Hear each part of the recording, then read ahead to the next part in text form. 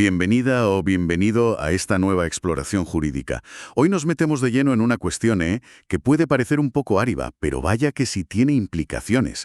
¿Puede una liquidación de impuestos, por ejemplo, la del IRPF de 2018, acabar siendo, papel mojado, nula, solo porque la Administración falló al notificarla? Exacto.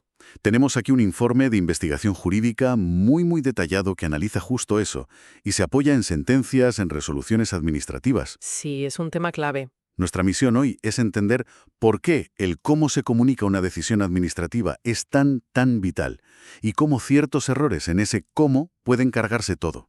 Vamos a ver argumentos clave, derechos fundamentales, la diligencia que se le exige a la Administración. Eso es. Situaciones concretas como ¿qué pasa si intentan notificar a alguien en presión? O a un tercero con quien hay líos. O por vía electrónica, claro. Temas muy interesantes, sí. Y lo que llama la atención desde el minuto 1 es que no estamos discutiendo si había que pagar o no. No, eso es después. El debate es si la persona tuvo siquiera la oportunidad real de saber qué le pedían y de defenderse. Vale, pues vamos a desentrañar esto. Empecemos por lo básico, lo fundamental. El informe insiste mucho en que una notificación mal hecha no es un simple error, un fallo de papeleo sin más. ¿Por qué es tan grave? Pues mira, efectivamente, no es una mera formalidad. La clave está en que conecta directamente con un derecho fundamentalísimo, el del artículo 24 de la Constitución, el derecho a la tutela judicial efectiva, que incluye, y esto es crucial, no sufrir indefensión. Claro. Si la Administración intenta notificar algo importante, como una liquidación, pero lo hace mal y por culpa suya esa comunicación no llega, pues le está impidiendo a la persona defenderse. En la práctica. No puede recurrir ni alegar. Nada. Se genera lo que llamamos indefensión material. O sea, una indefensión real, tangible, con consecuencias directas y negativas. Ya. Y ojo, que esto no es una interpretación así rebuscada. La jurisprudencia, tanto del Constitucional como del Supremo, lo ha dicho 1000 veces. Para que el artículo 24 sea efectivo, la comunicación tiene que ser correcta. Tiene que llegar. Tiene que llegar y llegar bien. Un fallo que impida conocer el acto a tiempo para reaccionar lesiona este derecho. Y aquí viene la consecuencia más drástica. La Ley de Procedimiento Administrativo, la 39/2015, dice en su artículo 47.1a que los actos que lesionen derechos susceptibles de amparo constitucional, y este lo es, son nulos de pleno derecho. Nulos de pleno derecho. La máxima sanción, ¿no? La máxima. Como si nunca hubiera existido ese acto. Entendido. O sea que enfocarlo así, como una vulneración de la Constitución, le da una potencia al argumento tremenda. Pone el listón muy alto para la Administración. Muy alto, sí. Es una vía que se alega con frecuencia y aunque los tribunales miran cada caso con lupa, claro. Lógico. Es una causa de nulidad reconocida. Hay que probar bien la indefensión y que fue culpa de la Administración, pero el peso constitucional es innegable. No es un defecto de forma sin más, es tocar las garantías básicas. Y el informe que comentamos pone un ejemplo muy gráfico de esa posible falta de diligencia. Un contribuyente al que intentan notificar y resulta que está en prisión. A ver, suena a que el Estado debería saber dónde está alguien bajo su custodia, ¿no? Ahí está lo llamativo, sí. Es como una especie de esquizofrenia interna del Estado, ¿no? La agencia tributaria, la EAT, que es quien liquida, no puede hacerse la sueca y decir, uy, no sabía dónde estaba, si resulta que esa persona estaba en una prisión gestionada por instituciones penitenciarias. Otro órgano del mismo Estado. Claro, es que... En esas circunstancias se le exige a Hacienda una diligencia reforzada. No vale la excusa de, es que en mi base de datos pone otro domicilio. No cuela. No debería colar. Ignorar esa información choca con principios básicos. La buena fe, la lealtad institucional entre órganos, la coordinación. La jurisprudencia lo dice claro. La Administración tiene que esforzarse razonablemente por averiguar el domicilio real. No puede quedarse de brazos cruzados con el domicilio fiscal desactualizado si con una consulta interna relativamente simple hoy en día puede saber dónde está realmente la persona. Y mencionas que el informe cita doctrina del TEAC, del Tribunal Económico Administrativo Central. Sí, cita una resolución de 2015, la RG 110/2015, aunque ese caso iba de si tráfico debía preguntar a Hacienda antes de publicar multas en el boletín. Ah, vale. El principio es perfectamente aplicable aquí, pero al revés y con más motivo. Si se exige esa colaboración entre organismos distintos, ¿cómo no se le va a exigir a la AEAT que consulte a instituciones penitenciarias, que es parte del mismo tinglado estatal? No hacerlo no es un despiste, es una omisión relevante. Y esa omisión invalida los intentos de notificación que vengan después, sobre todo si quieren acabar publicando un edicto. Vale, entonces, si no buscaron en la prisión, que parecía lo más lógico, ¿qué hicieron? Supongo que intentarían la vía, la más impersonal, publicar un anuncio en el BOE o en el tablón electrónico de la EAT, la famosa notificación edictal. Eso no salva la situación. Podría parecerlo, pero no. La notificación edictal es un recurso, excepcionalísimo y subsidiario. Tiene que ser la última ratio, el último cartucho cuando todo lo demás ha fallado. El último recurso, eso es. Lo regula el artículo 112 de la Ley General Tributaria, la LGT, y solo vale cuando se han agotado todos los medios razonables para localizar a la persona e intentar la notificación personal, y si está fallado por causas no imputables a la Administración. Que no sea culpa suya, vamos. Exacto. En el escenario del informe, esa notificación edictal sería nula. Primero porque, como decíamos, se saltaron un paso previo y esencial: intentar notificar en el domicilio que conocían o podían conocer fácilmente, la prisión. No puedes decir que el domicilio es ignorado cuando el Estado lo sabe. Ya. Y segundo, porque, como veremos ahora, los intentos que se hicieron antes en el domicilio fiscal antiguo tampoco fueron válidos. Si los pasos previos están mal hechos por tu culpa, Administración, no puedes saltar al edicto. Entiendo. ¿Y quién tiene que probar que se hizo todo bien? Buena pregunta. La carga de la prueba, de haber desplegado esa diligencia exquisita, de haber sido súper concienzuda buscando, recae totalmente en la Administración. Si han sido pasivos, si no han tenido iniciativa, como no consultar a instituciones penitenciarias, pues la notificación por edictos es un atajo ilegal y, por tanto, nula de pleno derecho. Has dicho que los intentos previos en el domicilio fiscal tampoco fueron válidos. Me imagino que te refieres a cuando fueron allí y lo recogió otra persona, un familiar, alguien que vivía allí. El artículo 111 de la LGT parece que lo permite, ¿no? ¿Qué falló ahí?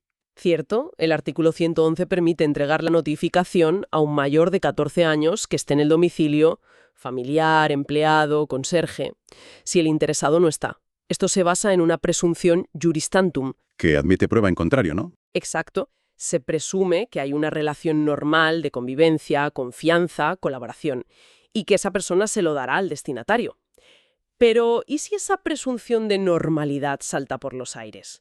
Por ejemplo, ¿qué pasa si entre el contribuyente y quien recoge la notificación hay una orden de alejamiento dictada por un juez? Eso cambia las cosas. Cambia todo, porque la orden judicial no es una anécdota. Certifica que no hay convivencia pacífica e impone una barrera legal: prohibido comunicarse, prohibido acercarse. Claro. En ese contexto, la presunción de confianza del artículo 111 queda, destruida, pulverizada. Esa persona con orden de alejamiento no tiene ninguna legitimación para recibir válidamente nada en nombre del otro. Sería absurdo, contrario a la lógica y a la buena fe, pensar que va a colaborar para que la notificación llegue. Sería el colmo, vamos. Exacto. El informe es tajante aquí. Esa notificación es radicalmente nula, como si no se hubiera hecho. No produce efectos y no vale como intento válido para luego, por ejemplo, ir a edictos. Y se apoya en jurisprudencia del Supremo, como una sentencia con el código ECLI.ES.TS.2019.4321, que dice justo eso: circunstancias excepcionales que rompen la confianza, y una orden de alejamiento lo es, hacen que la entrega a tercero no valga. Vale, y ahora llegamos al tema electrónico. Siglo XXI. Notificaciones electrónicas. Parece la solución a todo. ¿Qué pasa si la Administración dice, oiga, que yo se lo puse en su buzón electrónico, en la sede de la EAT o en la DEU? ¿Eso ya zanja el asunto? Lo zanja si lo pueden probar bien, pero ahí está el meollo. La carga de la prueba es toda suya, de la Administración, y no es fácil. No vale con un certificado automático del sistema que diga «se puso a disposición tal día». No es suficiente. No, necesitan pruebas técnicas sólidas, fiables, inequívocas, de que la persona accedió efectivamente al contenido. No solo que estaba ahí colgado, sino que entró y lo vio. ¿Y qué tipo de pruebas serían esas? Pues el informe lo detalla bien, basándose en lo que piden el TEAC y los tribunales, como la Audiencia Nacional. Hablamos de los registros internos del sistema, los logs, pero completos, sin editar. Sin cocinar. Exacto. Esos logs tienen que mostrar la fecha y hora del acceso al segundo, la IP desde donde se accedió, datos de quién accedió con certificado, Claret B o PIN, y toda la traza de auditoría, qué hizo el usuario, si aceptó expresamente, si firmó, si marcó una casilla de consentimiento. Tiene que haber constancia clara de una acción positiva del usuario que implique conocimiento. Madre mía, qué nivel de detalle. Es que es la única forma de tener certeza. Y si volvemos al caso de la persona en prisión, la notificación electrónica se complica aún más para la administración. Lo normal y lo lógico es que no tuviera acceso ni a ordenador, ni a internet, ni a su certificado, ni a clave B. Complicado desde la cárcel, ¿sí? Muy complicado. Ahí, la administración no solo tendría que probar el acceso técnico, que ya es difícil con ese detalle, sino demostrar que el contribuyente tenía los medios y la posibilidad real de acceder desde allí, lo cual, francamente, parece muy improbable casi siempre. Y mencionas un argumento del informe que me parece interesante: usar los propios manuales de la EAT. Sí, es un argumento muy bueno. Es que la propia EAT publica guías y ayudas en su web explicando cómo acceder a las notificaciones y suelen describir un proceso con varios pasos. Identifícate, navega, consiente la apertura, a veces firma o acepta. Ya veo por dónde vas. Claro. La EAT no puede poner ese estándar tan garantista en sus instrucciones para los ciudadanos y luego ir a un tribunal y decir que con algo mucho menos seguro, como una simple puesta a disposición sin prueba de acceso real y consentido, ya vale. Eso podría ir contra la doctrina de los actos propios, ¿sabes? El estoppel procedimental. Quedan vinculados por sus propias reglas. Entonces, resumiendo un poco todo lo que hemos visto, parece una posible cadena de fallos bastante seria por parte de la Administración en un caso así. Sí. Primero, posible olvido del derecho de defensa al no asegurar que llegue la notificación. Segundo, falta de diligencia por no buscar en la prisión. Tercero, usar mal los edictos.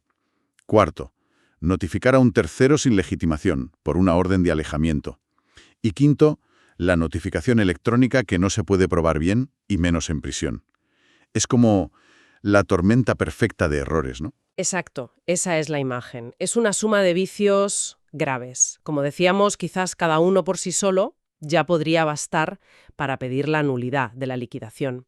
Pero todos juntos dibujar un panorama clarísimo de falta de garantías, de indefensión manifiesta. Ya. Y aunque el objetivo directo sea anular la liquidación, las consecuencias van más allá, es un efecto dominó. Si la liquidación es nula, de pleno derecho, es como si nunca hubiera existido. Legalmente hablando. Legalmente. Por tanto, nunca pudo ser firme y no puede servir de base para empezar a cobrar a la fuerza para el procedimiento de apremio, el embargo. Entiendo. Y el informe añade un matiz. Si el bien que pudiera embargarse fuera una VPO, una vivienda de protección oficial, y además la vivienda habitual, pues la necesidad de que la Administración haya sido súper escrupulosa con las garantías, incluida la notificación, es todavía mayor por la protección especial de la vivienda habitual. La gran lección de todo esto entonces parece ser que la notificación no es un trámite más, un papel en un expediente.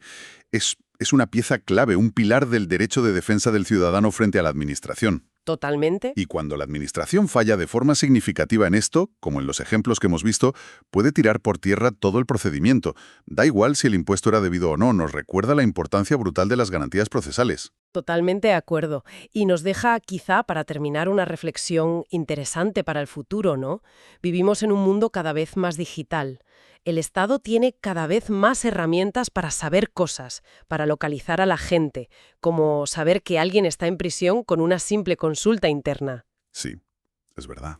Entonces, ante eso, ¿tiene sentido seguir anclados en el concepto tradicional de domicilio fiscal como eje casi único de la notificación? ¿O quizá deberíamos exigirle a la Administración una actitud más proactiva? Una obligación de adaptarse a las circunstancias reales de cada persona y usar todos los medios, también los tecnológicos, para asegurar que la comunicación sea de verdad efectiva. Que llegue, sí. Que llegue y se sepa que ha llegado. Se trata de encontrar un nuevo equilibrio, más justo, más del siglo XXI, entre la eficiencia que necesita la Administración, claro, para recaudar y gestionar, Claro. y la garantía plena de los derechos fundamentales de los ciudadanos. Sobre todo cuando sus circunstancias personales cambian tanto. Ahí queda la pregunta, ¿no? ¿Cómo navegar esa tensión en la era digital?